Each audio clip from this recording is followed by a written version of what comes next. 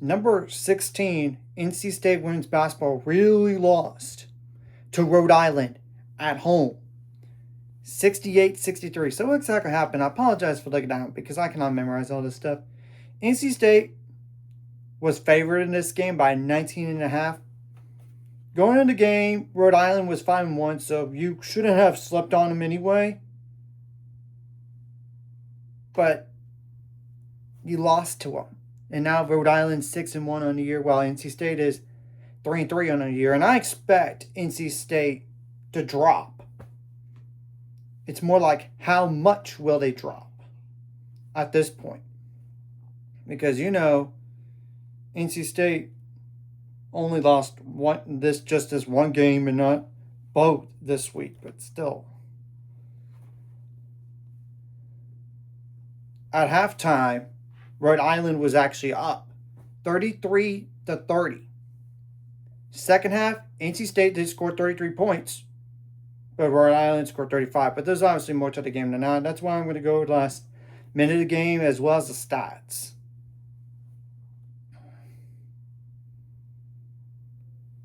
So around 58 seconds left, Palmier Imbu from Rhode Island made a layup to make it 66-63. Timeout by NC State around 5 seconds later to advance the ball. And NC State did call a timeout again around 38 seconds left. And Zoe Brooks from NC State turned the ball over, which was stolen by Inez DeBrois. And Zoe Brooks from NC State had the foul around 30 seconds left. There was that foul to give before free throws, and Palmier Imbu turned the ball over around 16 seconds left, which was stolen by Camille Pierre, and NC State did call a timeout right then and there to set up a play. But unfortunately, around 11 seconds left, Devin Quigley turned the ball over for NC State, and Rhode Island did call timeout, and there were like 3 fouls within 4 seconds here. Around 10 seconds left by Camille Pierre from NC State, Tilda Trigger from NC State, and around 6 seconds left, Zoe Brooks. And then Inez went to the line for Rhode Island and made both free throws. And Zamariah Jones missed a 3 around no time left until the Trigger got the offensive rebound, but didn't get shot up at time. Yeah, that's literally the last made basket for NC State was with 2:36 left, and they were up 62-59. Then even like 61-63 after Maddie Cox attempted two free throws, only made the second one. Yeah, Rhode Island had a run after that to close the game out in terms of scoring run.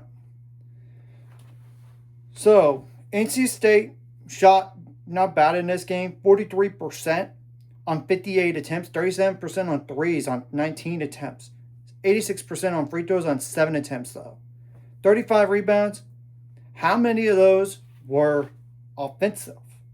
12 of them. 11 assists. They did have 16 turnovers. That's not good.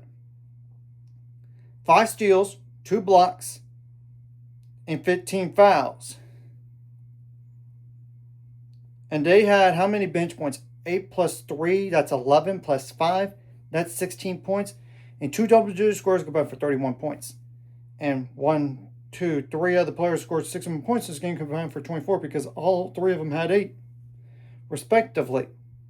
Now, Rhode Island had 16 bench points, 4 double-digit scores. Alea combined for the non-double-digit scores combined for 9 plus 1, that's 10, plus 4, that's 14 points. So 54 points among 4 players and 16 bench points overall. And they shot better than NC State from the field, that is. 49% on 55 attempts, 36% on threes on 14 attempts, 75% on free throws on 12 attempts. They did have 25 rebounds, and how many of those were offensive?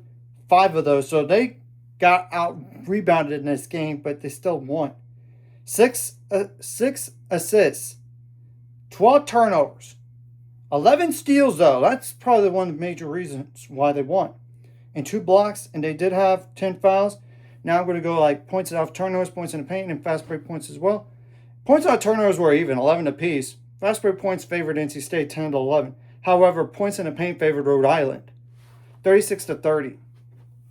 This is certainly a bad look, not just for NC State, but for the ACC. It's not just because of this loss, but because of the Duke loss to USF pretty bad by double digits. And I did warn Duke about that game whenever they got upset lost by West Virginia at the time. So what's the next 5 games for NC State? Well, it's Cancun Challenge, November 27th and 28th.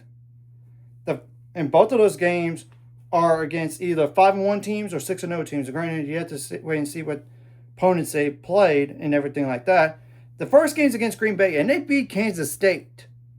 So, and I know Kansas State's not as good this year, but still. Then you got Southern Miss. They're currently unbeaten.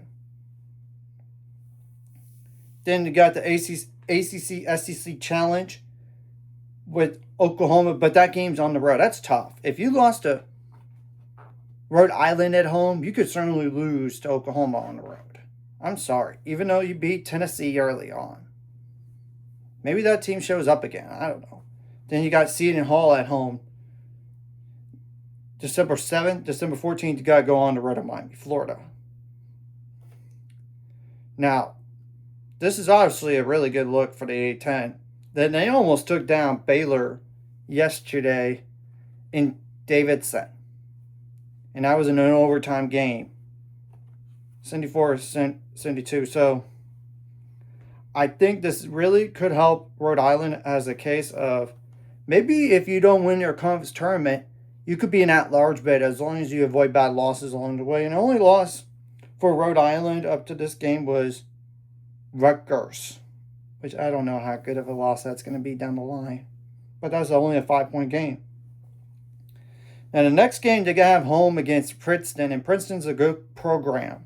So that would really help your NCAA tournament resume right there if you would win that game.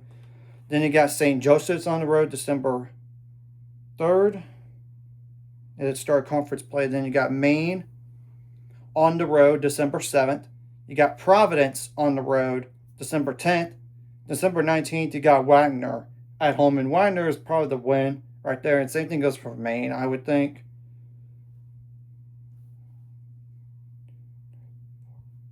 Yeah. So we're going to have to obviously wait and see what happens. But this is certainly going to impact the rankings here. There's no doubt about it because of the loss. Not only just because of the loss for NC State, but because of the win for Rhode Island and all this. And let me check real fast. They were not even receiving votes. Now they better receive votes, in my opinion. So anyways, if you like this content, hit the like, subscribe button. See you guys later on the road to 800 subscribers. Ultimate goal is 1,000 more. Some more money. Of course, like video, comment video really helps YouTube algorithm. Some more people see sharing the video does up as well. Some more people could watch. And if you're watching, not subscribe, hit subscribe button for the notification bell as well.